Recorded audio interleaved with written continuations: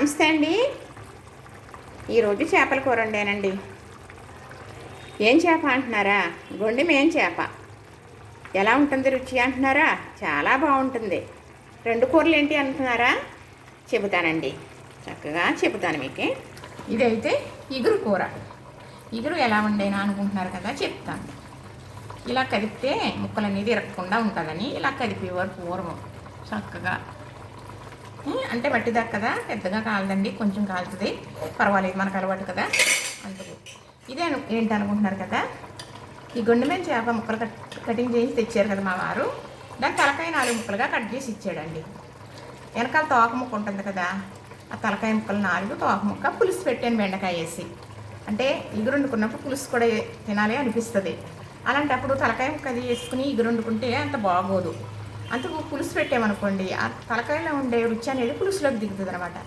అందుకు ఈ పులుసు రుచిగా ఉంటుంది అన్నమాట, ముక్కలు ఎలా ఉన్నా కానీ. ఇది చక్కగా చూసారు కదా, పెద్ద ముక్కలు అనేది ఇగురు వండాను. ఇలాగా చూసారా, ఇలా చక్కగా ఇగురు వండాను అనమాట. అసలు ఈ మట్టి దాకలో అలవాటు పడిపోయి నేను వాడుతుంటే చక్కగా పండు పడిపోనియండి. అంటే ఇంక ఇలా కూర వండటానికి చూసేసారా, మాడ అనేది ఇది లేకుండా చక్కగా కుక్ అవుతుందన్నమాట. ఇలా చెంచా పెట్టకూడదు, వేడి కూర మీద ముక్కలు అనేది విడిపోతుందన్నమాట. అయితే రెడీ అయిపోయినాయండి. స్టవ్ ఆపేసాను కదా, ఇప్పుడు ఈ మూత పెట్టేస్తున్నాను.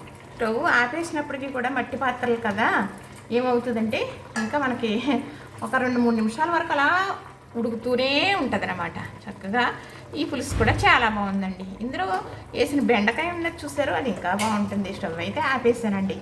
ఇది ఇలా మూత పెట్టేసి ఉంచేసామనుకోండి, చక్కగా మగ్గుతుంది. మనం భోజనం చేసేటప్పటికి 2 స్టవ్ ఆపేసాను, అయినా కూడా చూసారా ఎలాగా ఉడుకుతుందో. అలా ఉడుకుతుంది అనమాట. మట్టి పాత్ర అంటేనే అంతండి, అలా కుక్ అవుతూ ఉంటుంది అన్నమాట. స్టవ్ అయితే ఆపేసాను, చూసారు కదా. ఇది ఇంకా అలా అంటే ఇప్పుడు మట్టి దాకా ఇలా చేశాను కదా, ఇలా కుక్ అవుతుందని చెప్తున్నాను కదా. అలా మనం పొద్దుటుకున్నా కూడా కూర ఆ పాత్రలో అలా ఉంచేసుకోవడం వల్ల ఇంకా రుచి రెట్టింపు అవుతుంది, తినడానికి మంచి ఆరోగ్యం అవుతుంది. ఈ మట్టి పాత్రలోది వేరే పాత్రలో తీయవలసిన పని ఉండదండి. మరి ఇంకేదన్నా పాత్రలో వండుకున్నామే అనుకోండి, సిమెంట్ పాత్ర, పానలో వేరే దాంట్లో తీసేసుకోవాలి.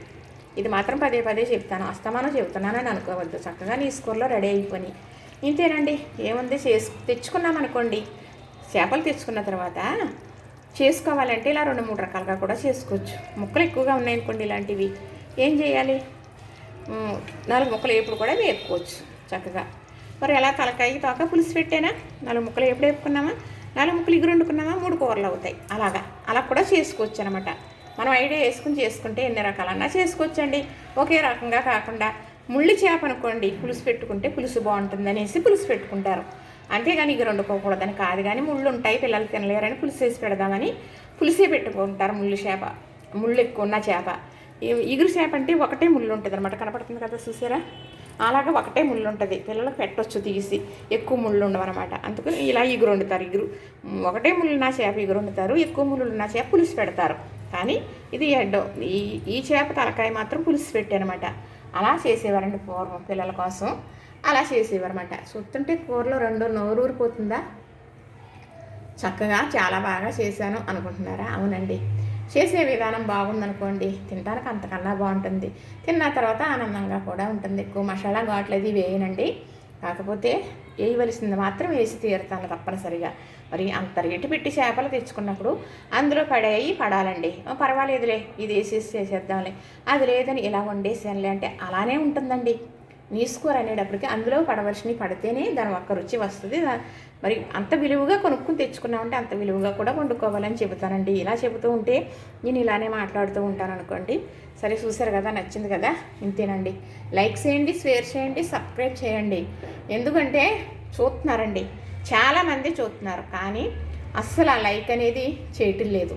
మరి ఎందుకు చేయరో తెలియదు. చెప్పాలి అంటే నాకు చాలా ఇదిగా అనిపిస్తుంది. చూడటం అయితే బాగా చూస్తున్నారండి, కానీ లైక్ చేయండి అంటే ఇంకా ఎక్కువ మంది చూస్తారంట, అందుకు చెప్పడం అవుతుంది. మీకు తెలుసు కదా, మరి నేను చేసి ఇంకా పెట్టాలంటే ఒక ఎంకరేజ్మెంట్ అనేది ఉండాలి కదండి. తప్పకుండా లైక్ చేయండి. చూసారా, నచ్చిందా? మరి అస్తమానం ఈ కూరలు అయితే వండనండి, ఎందుకంటే నేను ఒకదాన్నే. కొద్దిగా అప్పుడప్పుడు తినడం. మా వారైతే అసలు నీసే తినరు, చుట్టాలు వస్తే తప్ప లేకపోతే చేయడం అవ్వదు. ఇప్పుడు ఎందుకు వండాను అనుకుంటున్నారా, నిజంగా చుట్టాలు వస్తున్నారండి, అందుకని వండడం జరిగింది. అతిథులు వచ్చేస్తారండి, అతిథులు వచ్చే టైం అయిపోయింది కూడా, కంగారు వచ్చేస్తుంది నాకు. గబగబా చేసేసుకుని వాళ్ళ వద్దులో గిన్నెలు అయ్యి లేకుండా క్లీనింగ్ చేసేసుకుని ఉందాము, అప్పుడు కూర్చొని మాట్లాడుకోవడానికి ఉంటుంది కదా అని ఈ ప్రయత్నం అనమాట. చూసారా చక్కగా కూర సొక్కే నోరు ఊరుతుందా? యామి అంటే తినేద్దామా మరి. లైక్ చేయండి, షేర్ చేయండి, సబ్స్క్రైబ్ చేయండి.